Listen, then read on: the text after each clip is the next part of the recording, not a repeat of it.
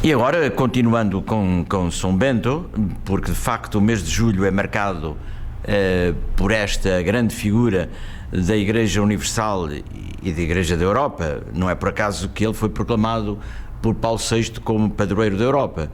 E este Papa, no início do breve Passis Núncios, que o declarava padroeiro principal da Europa, começa por dizer algo de extremamente importante: mensageiro da paz, artífice da união, mestre de civilização e, sobretudo, arauto da religião de Cristo e fundador da vida monástica no Ocidente, estes os justos títulos da exaltação de São Bento Abade. Na queda do Império Romano, por fim exausto, enquanto algumas regiões da Europa pareciam cair nas trevas e outras estavam ainda destituídas de civilização e de valores espirituais, foi ele, com constante e assíduo empenho, a fazer nascer neste nosso continente a aurora de uma nova era. Sobretudo, ele e os seus filhos levaram com a cruz o livro e o arado, o progresso cristão às populações espalhadas desde o Mediterrâneo até à Escandinávia, desde a Irlanda às planícies da Polónia. O breve continua, mas está dado o mote para a conversa com o nosso próximo convidado, o Dr. Fernando Correia, que é uma figura incontornável e um homem incansável que muitos conhecemos já do seu empenhamento social, nomeadamente na Cáritas, de que foi presidente, mas agora como tesoureiro da Irmandade de São Bento da Porta Aberta, onde tem um trabalho imenso e um empenho total, como é seu timbre. Boa noite, doutor. É com muito gosto que novamente o temos aqui entre nós, não para falar da economia, porque a economia vai mal por todo lado, mas sobre São Bento da Porta Aberta. E em São Bento da Porta Aberta gostaria que nos dissesse, uma vez que estamos muito perto do dia 11 de julho, e o 11 de julho é uma das grandes celebrações em São Bento da Porta Aberta, o 21 de março, 11 de julho e depois a grande romaria de agosto, o que é que vai acontecer em 11 de julho, próximo já, para a semana? Muito boa noite, obrigado pelos elogios. Não são elogios, é reconhecer a verdade. É apenas o trabalho e o empenho e o gozo que dá, de certa forma, de fazer coisas. E pegando na primeira leitura e na introdução que o Dr. Carlos Aguiar faz, é que, e acompanhando os momentos conturbados do dia de hoje, que têm a ver com as pessoas, sobretudo com as pessoas, com o comportamento das pessoas, encaixando de certa forma um bocadinho numa apresentação do livro do Dr. César de Neves sobre a doutrina social da Igreja, que foi apresentado recentemente aqui em Braga, e que só estará, segundo ele, à venda em setembro pela editora. Foi sempre nos momentos determinantes da história a Igreja que levou o fator positivo ao desenvolvimento das sociedades e das nações. E porquê? E porque havia sempre em confronto dois interesses: ou era o económico ou era o social, e a Igreja introduz o fator humano, o fator humano que na distribuição do que não tem, ou do pouco que tem, transforma a sociedade com uma expectativa positiva através da fé, dando conteúdo à esperança. Esperança todos nós temos, mas muitas das vezes não incorporamos na esperança a fé de que vamos conseguir ultrapassar as dificuldades. E portanto os eventos que se realizam ao longo do ano em São Bento da Porta Aberta também revelam este ano que o facto de vivermos uma crise profunda, política, económica, financeira e até social, a verdade é que há alguma convergência positiva. Temos sinais positivos do papel da Igreja no encontrar do caminho para, de certa forma, resolver uma parte dos seus problemas, que partes deles são existenciais. Nem sequer são económicos, porque hoje temos tudo. São, muitas das vezes, falta de discernimento para decidir o caminho a seguir.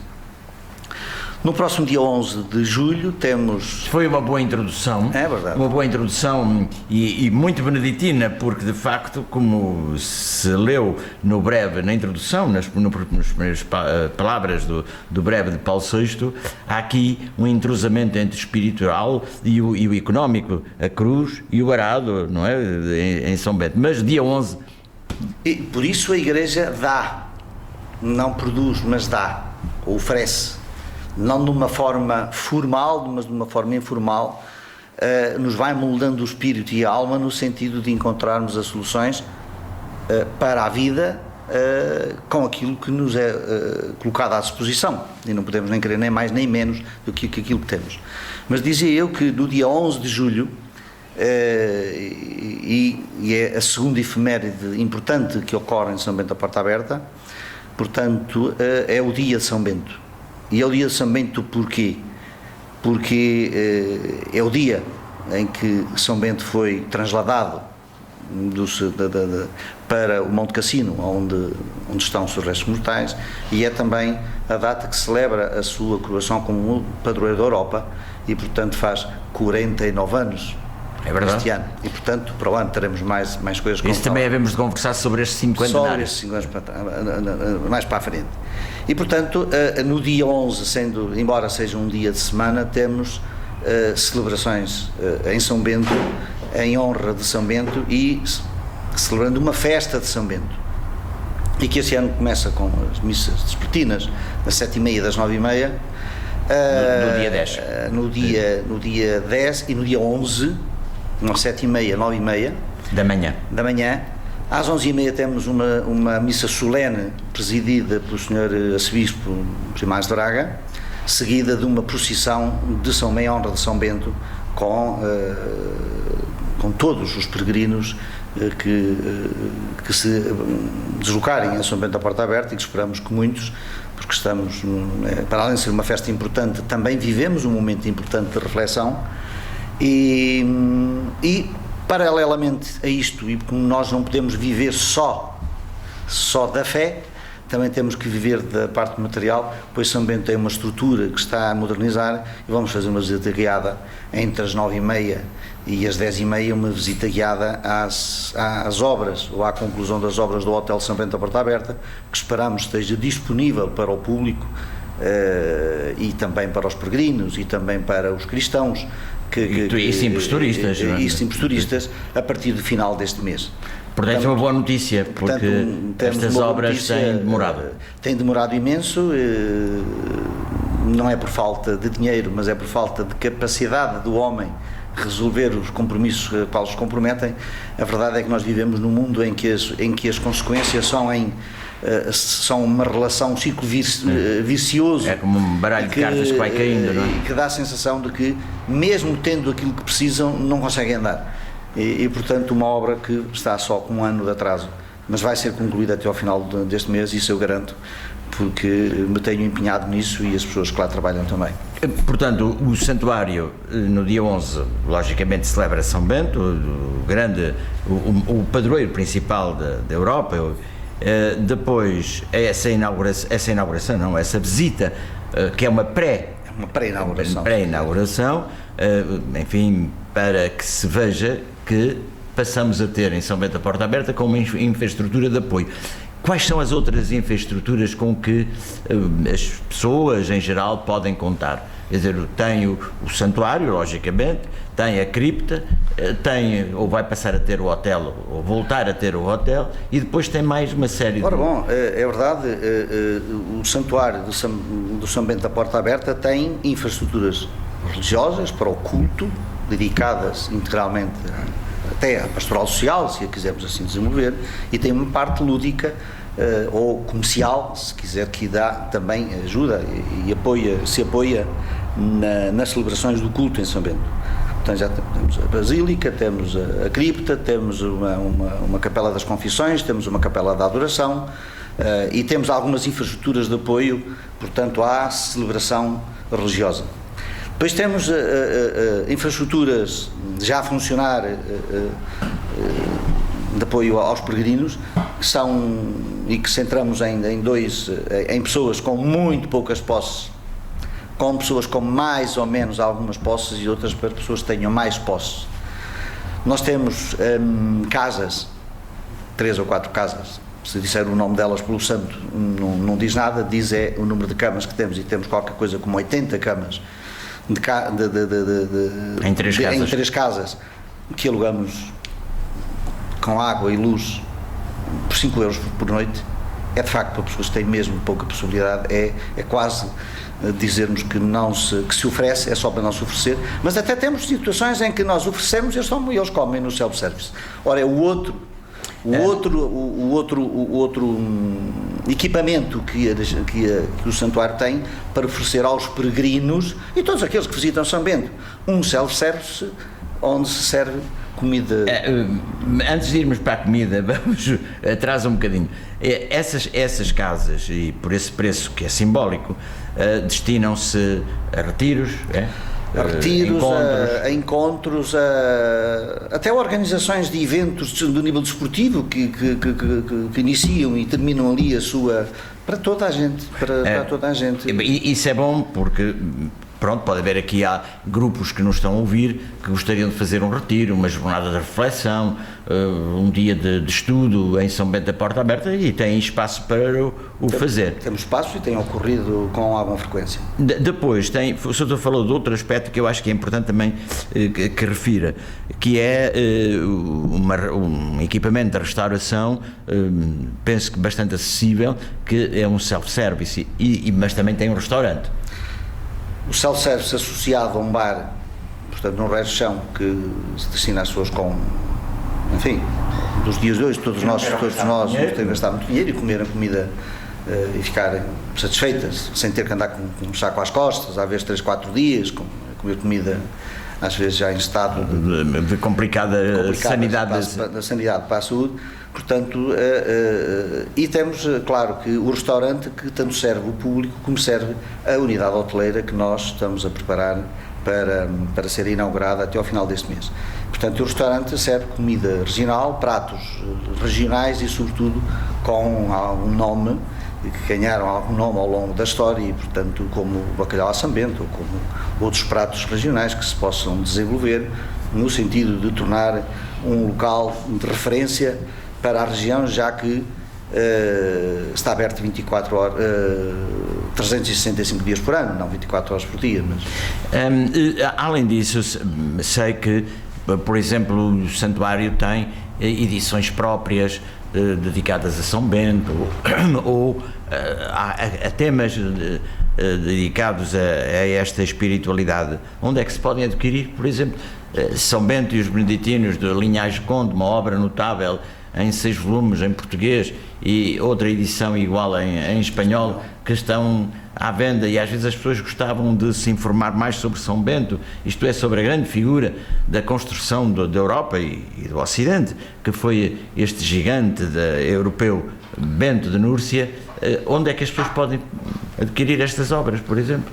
É verdade, e eu esqueci-me há pouco, integrado na estrutura que disponibilizamos para o exercício do culto, temos a loja das estampas, onde temos todos os artigos religiosos alusivos a São Bento e a outros santos da Igreja, mas sobretudo uma imensa literatura bíblica e também de alguns autores que se dedicam aos beneditinos e a outras correntes religiosas, e que nós temos milhares de livros, milhares de coleções em São Bento à espera, não é bem o termo, se calhar nós deveríamos promovê-los mais, mas temos efetivamente um espólio muito valioso, pelo menos pelos valores da sua aquisição, para oferecer, para disponibilizar para quem queira ler, para jovens, para investigadores, para universidades, para curiosos, para todo o tipo de gente que queira saber mais sobre São Bento e saber mais sobre outros temas religiosos. Depois temos na loja das estampas, que por sinal, uma secção onde estamos à margem, e o museu, uma espécie de museu dos ex-votos, onde nós tentamos colocar todos as oferendas que não somos capazes, não temos espaço, mas onde temos aquilo que é mais significativo exposto. Já agora vale a pena referir que a loja de São Bento seguramente é tão importante que é quase possível fazer uma estimativa, fazer uma série estatística do número de visitantes de São Bento, porque acreditamos que mais de 99% das pessoas que visitam São Bento passam pela loja. Agora, há outro aspecto que vale a pena ser referido. Em São Bento da Porta Aberta vive uma pequena comunidade de monjas monásticas, de monjas cistercienses, que também são inspiradas em São Bento, são filhas de São Bento. Esta pequena comunidade, e sei que no dia 11 vai a São Bento um padre, um jovem, Padre Duarte Nuno Morgado, autor de um livro notável sobre a arquitetura de Cister, vai fazer a apresentação. Acho importante esta presença também por um lado de uma comunidade orante e por outro lado esta manifestação de divulgar o contributo de São Bento através de Cister para uma interpretação da arquitetura que nos marcou a nós, Portugal e a Europa. Eu não sei se vou dizer alguma asneira, me perdoem, mas São Bento tem uma comunidade de monges de Cister, não sei se é única. É única, pelo menos é única. Em termos de mulheres é única, e já o tem. E de homens não há. Há bastantes anos, já quase uma década, que vivem numa das casas de São Bento e dedicam a sua vida religiosa de clausura, quase, e que, de certa forma, nos engrandece, por um lado, porque temos ali uma comunidade cister, e isto traz, efetivamente, muita gente, mesmo de fora do país, para as conhecer e, portanto, para falar com elas sobre o seu papel na vida e na sociedade. E haver alguém que tenha a preocupação de escrever cronologicamente, portanto, a história cronológica de Cister, suponho que é isso que se refere, se calhar é uma boa oportunidade, ou uma grande oportunidade que a Irmandade tem em que se haja aqui uma espécie de um casamento entre aspas, no sentido de trocar impressões e se calhar termos um ponto de partida para desenvolvermos esta ideia que nos tem sido tão cara, também por alguma teimosia de algumas pessoas, mas era interessante tornarmos aquilo também um polo de atração, entre aspas, mas de interesse para ser visitado e para se conversar, porque estas pessoas têm muito para nos dizer, têm muito para nos explicar o porquê da sua devoção e da sua entrega de uma forma gratuita, porque eles não aceitam ordenados, não aceitam dinheiro, vivem da providência e não vivem mal, e lá está, viemos aqui tal como começamos, quem vive na fé e na comunhão com Deus encontra o seu sustento mesmo sem ter que trabalhar por conta da outra, tem que se preocupar em trabalhar por conta da outra ou com o desenvolvimento económico, o desenvolvimento industrial. Para terminar o dia de São Bento, o dia 11 de julho, a Irmandade, não tendo a responsabilidade total, mas está a apoiar a iniciativa do Padre Nuno Morgado vir a Braga, portanto ele passará por São Bento em princípio e autografará os livros que as pessoas quiserem que ele o faça, e depois virá à 100ª página fazer a apresentação do livro, que eu já li o livro. É às 6h30. Acho importante que a confraria também apoie esta iniciativa. Não sendo a iniciativa da Irmandade, da iniciativa da Irmandade, nem exclusiva, abarcando exclusivamente áreas do culto da Irmandade, a Irmandade de São Bento, ou o Santuário, a Igreja em si, deve-se associar e trazer aqui outras Irmandades, outras igrejas, outros mosteiros, outros pensadores da teologia sobre este tema, devem, e nós vamos com certeza associar-nos à 100ª página para estar presentes, para tornar este evento ainda mais grandioso e se calhar mais possível também para as pessoas não esquecer dele. Aqui fica o convite, Dr. Fernando Correia, da Irmandade de São Bento da Porta Aberta, dia 11, o grande dia, um dos grandes dias daquele local de culto em Portugal, um dos maiores santuários com o maior número de peregrinos a seguir a Fátima. São Bento da Porta Aberta espera por si, espera por nós, todos os dias, mas particularmente, e agora que estamos próximos no dia 11, onde o programa foi o que o Dr. Fernando Correia acabou de referir, com esta particularidade este ano de termos a apresentação de um livro que tem a ver com a espiritualidade de São Bento, a arquitetura e Cister, em São Bento da Porta Aberta, no final da missa e da procissão, e depois aqui em Braga, na livraria 100ª página, às 18h30, onde o livro vai ser apresentado pelo autor. Está o convite feito. Doutor, mais uma vez, muito obrigado. Nós havemos de voltar a falar sobre outros acontecimentos que estão aí na calha, que eu já soube e que têm que ser divulgados como merecem e com a dignidade que merecem. Muito obrigado e até sempre. Deus, obrigado.